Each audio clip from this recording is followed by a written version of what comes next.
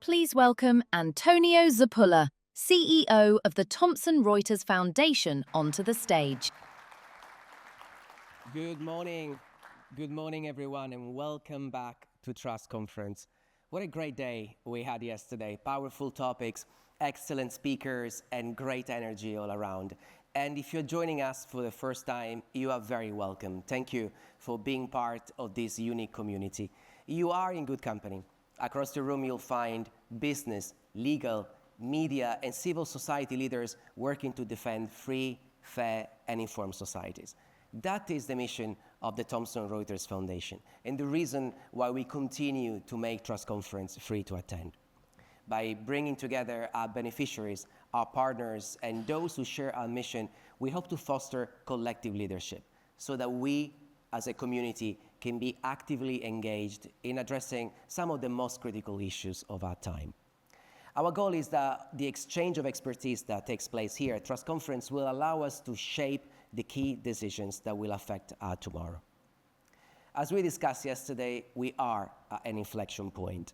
Democracy is under assault. Autocracies are on the rise. They are being fueled by a tidal wave of nationalism, populism, and by the acceleration of AI.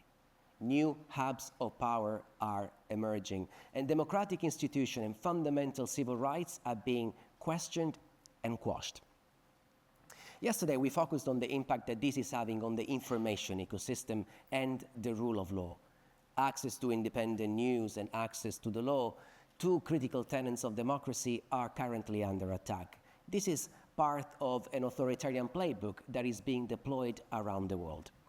We heard from journalists, civil society leaders, even legal professionals who experience firsthand the abuse of the legal system in established democracies that are now turning into autocracies. We also heard from some of the world's top experts helping dissect the new power dynamic at play between tech leaders and autocrats. Today, we look even further at the way in which technology is redefining the very definition of power. The race to predict, control, and to harness the potential of AI is on. And we're only just beginning to understand what's at stake in the context of business, geopolitics, the rule of law, and society at large. These are all themes that we'll explore today, examining how new technologies can bolster rather than undermine our efforts to shore up democracy. Is artificial intelligence the ultimate public good? Can we build an AI infrastructure rooted in trust, safety, accountability, transparency, and international standards? And so today we'll be looking at issues such as AI governance, but also the wider impact of AI adoption in newsrooms, courts, across business and government, trying to highlight both the risks, but also the huge opportunities that this technology can bring to society. Artificial intelligence is already impacting every aspect of our lives, from business to healthcare, from agriculture to finance. This past year alone, the innovations that we've seen have been mind-boggling. Just think of the AI software that can examine the brain scans of stroke patients twice as accurately as professionals, or the AI models that can detect diseases before the patient even displays symptoms. Or consider the fast-growing climate tech sector, where AI is being used to reduce carbon emissions, create renewable energy technologies, and build climate resilience by using predictive analysis. The amount of investment underpinning this technological transformation is absolutely unprecedented. In the past year, both governments and businesses have made significant investments in AI, with a particular focus on generative AI, tech infrastructure, and specialized applications. The United States has solidified its position as the global tech leader, investing more resources than China and the EU combined. But other countries are also witnessing record-breaking tech expansion. The UK, for example, is now the third largest AI market in the world, with an ecosystem valued at $92 billion, the biggest in Europe. And just last month, the UK secured £150 billion worth of tech investment from US companies, including Microsoft and Google. This is expected to generate almost 8,000 jobs. The UK government is counting on AI to improve public systems. AI, in a recent trial conducted by the government, demonstrates that it's helping developers across 50 government departments, allowing them to write code faster. This level of efficiency has the potential to unlock up to £45 billion in taxpayer savings. The European Union is adopting a dual strategy, focusing on both regulation and investment to foster a unique, human-centric and trustworthy AI ecosystem. Across the EU, private investment, particularly in generative AI, still lags behind the US and China, but the bloc is making concerted efforts to bridge this gap through a mix of policy and investment. These include the Invest AI initiative, which aims to mobilize up to 200 billion euros. Compared to 2 years ago, when we started talking about AI on this stage, the applications are now many and affect every single industry. Everyone in this room will have been exposed to agentic AI, perhaps even without knowing it. And that's because when it comes to reasoning, the capabilities of AI are literally taking off. Consider this. When OpenAI launched ChatGPT in 2022, the system could easily pass secondary school exams, but it really struggled with broader reasoning. Today, AI models have the cognitive level of university graduates. GPT-4 can answer correctly 90% of the questions on the US medical licensing exam. And its latest iteration, GPT-5, offers PhD-level expertise in areas such as coding. And so today, around the world, agentic AI bots are helping millions of people by answering customer inquiries, drafting marketing emails in different languages, and even reading the news. ChatGPT is currently used by 700 million people a week. And its CEO, Sam Altman, is confident that soon ChatGPT will be having more conversations per day than all human beings combined. He might be right, because thanks to billions of dollars of investment, we've seen huge advances in AI applications that are now able to perform tasks faster, more accurately, and by the way, using less energy. As a result, AI startups are now responsible for creating more billionaires than at any other time in history. There are currently 500 AI private companies worth $1 billion or more, and 100 of those were founded just in the last 2 years. And so it's no surprise that the tech sector is currently the wealthiest industry on the Forbes billionaire list. It's worth a staggering $3.2 trillion. Now, translated in practical terms, this means that we're witnessing the rise of a new group of very powerful individuals with a high level of influence. And what these new billionaires decide to do with this influence is a decision that rests entirely with them as private citizens. What we can safely assume, though, is that their influence is only going to grow. Goldman Sachs predicts AI will boost global GDP by $7 trillion over the next years. And McKinsey is even more bullish. He estimates that growth will be in the region of $17 to $25.6 trillion per year.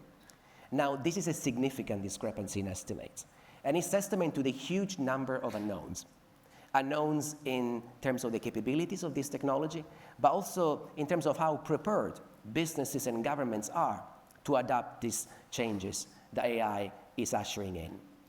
The biggest unknown, though, is related to risk. Yesterday, we touched on some of the risks introduced by AI as it intersects with independent media and civil society. We looked at issues such as disinformation, data privacy, copyright, but also development, talent drain, and of course, surveillance. Today, we'll be examining AI deployment through a different lens. We'll be focusing on how AI is impacting responsible business practices and access to justice, both core pillars of our work at the Thomson Reuters Foundation.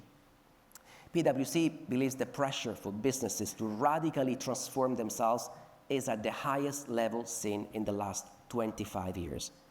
It says a staggering $7.1 trillion worth of capital is about to shift between companies this year alone. And so around the world, CEOs are rushing to adopt AI in order to keep their businesses competitive. There are concerns, of course, around job losses. The Future of Jobs report produced by the World Economic Forum, for example, predicts that 92 million jobs are going to be gone in the next 5 years. The same report also suggests that 170 million new roles will emerge. But the reality is that these numbers hide a multitude of complexities.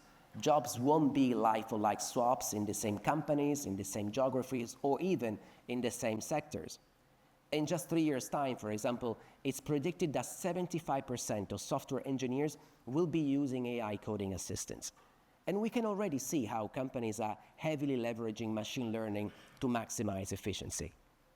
IBM, for example, is using AI tools for customer service, saving approximately 24% of its cost. And in the past 3 months, Accenture has cut 11,000 jobs and said staff who can't be retrained to use AI will be exited. Now, of course, not every business is moving at the same pace and with the same level of strategic clarity. The Future of Professionals report, produced annually by Thomson Reuters, offers some really interesting insights. The study is based on the views of more than 2,000 professionals and C-suite executives from over 50 countries. This year, it found that nearly half of organizations have invested in new AI-powered technology, and that 30% of professionals are using AI regularly. But critically, only 22% of them have an AI strategy.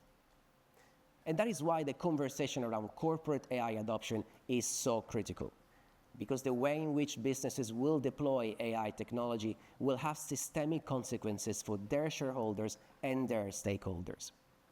Think about it. These technologies cross geographies, they span global supply chains and have capabilities that are constantly accelerating. So how can we ensure that corporate AI adoption does no harm? How will it affect workers, global supply chains, and the environment? And how long will it take for investors to demand answers about the materiality of AI-related risks? Is a global framework for public interest AI then even possible when ownership and know-how is in the hands of a small number of private companies? And how can AI play a role in accelerating more equitable access to justice? These are some of the questions that we'll try to answer today. We'll be joined by a dear friend, Vilas Dar, president of the Patrick J. McGovern Foundation. Vilas is a leading voice in global AI governance, and I'm delighted that he's here with us today. He has a background spanning human rights, engineering, public policy. He was appointed by UN Secretary General Antonio Guterres to the UN High-Level Advisory Body on Artificial Intelligence. Two organizations have been working together for a number of years now to support media leaders, tech journalists, and civil society organizations working at the forefront of AI ethics, data, and digital rights. Our work with journalists will continue to be featured on today's program. Specifically, we'll examine the digital divide affecting the media industry. In an era when the sector is facing shrinking margins and increased costs, the advent of Gen AI has introduced new critical challenges to grapple with. So we look at why AI adoption in the newsroom is seen by some as a double-edged sword. A survey we published earlier this year shows that over 80% of journalists are using AI for a wide range of tasks, but more than half of them admitted to being completely self-taught. They told us they lack policies, tools, training. So today we'll be hearing directly from those journalists who are at the forefront of AI adoption. What are their learnings and what can they recommend to other newsrooms who are just starting their AI journey? Later in the day, we'll be honing in on corporate AI implementation. Until now, the discourse around AI-related risks has been dominated by its development rather than its adoption. But the fast pace in which business is embracing this new technology really raises fundamental questions in terms of integrity, security, ethics, and unintended consequences. As I speak, 78% of the world's largest companies are integrating AI into their businesses, with nearly half of them using AI tools in at least 3 business functions. In this race towards adoption, business leaders are being offered a wide range of tools. Companies of all sizes are scrambling to integrate AI across their operations and services. They want to move fast because they fear losing margins to more agile competitors. But this frenetic adoption comes with huge risks attached. For example, it's often impossible to fully know which data sets AI tools have been trained or Of course, consequences that will stem from this when it comes to bias, cybersecurity, and ethics come to the forefront. And then, of course, there is the issue of accuracy. A recent study produced by the Georgia Institute of Technology suggests that LLMs hallucinate because they have been trained to do so. In other words, the systems are trained to reward guessing rather than acknowledging that they are unable to provide the answer. The risks are immense, particularly in terms of compliance, reputation, profitability, security, and human rights due diligence. And so companies are spending millions of dollars to fully explore the wider implications of their AI roadmap. To unlock the full potential of AI, we need to understand how it is being used. And we need to support leaders who want to adopt this technology responsibly and ethically. And that is why last year on this very stage, the Thomson Reuters Foundation partnered with UNESCO to launch the AI Company Data Initiative, AICDI. AICDI is a voluntary survey designed to help organizations map their AI use so that they can understand and mitigate the risks they might face. We'll be releasing the findings from our first survey early next year, and you can find more about our AICDI initiative in the Thomson Reuters Foundation exhibition area. This afternoon, we'll feature real-life examples of corporate AI adoption, and we'll examine the benefits of voluntary disclosure. We'll continue today by turning our focus on the impact of AI on access to justice, a fundamental right to any functioning democracy. AI is radically transforming the legal profession. According to Thomson Reuters, within the next year, AI could save lawyers up to 5 hours per week. This could unlock an average of $19,000 in billable hours per lawyer. In the US alone, that's approximately $32 billion in combined efficiencies for the sector. The legal tech market is projected to grow from $34 billion this year to almost $64 billion in the next 7 years. This trend seems unstoppable. And this year we witnessed the launch of the world's first AI law firm, offering purely AI-driven services. Garfield AI promises to be better, quicker, and more affordable. Another example of innovation is Justice Text. The tool promises to free up time and resources for public defenders by using AI to scan hours of material, including camera footage and interrogation videos. When it comes to access to justice, generative AI can be a significant equalizer. It has the potential to boost efficiency by automating routine tasks, reduce costs, and provide more accessible information. Earlier this year, a survey published by UNESCO found that 44% of people working in the legal and the judicial system are already using AI tools.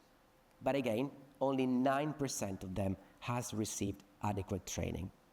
And with AI being used not just to summarize huge quantities of data, but also for sentencing, our panel this afternoon will look at how human rights protections can be embedded in the AI tools deployed across the justice system.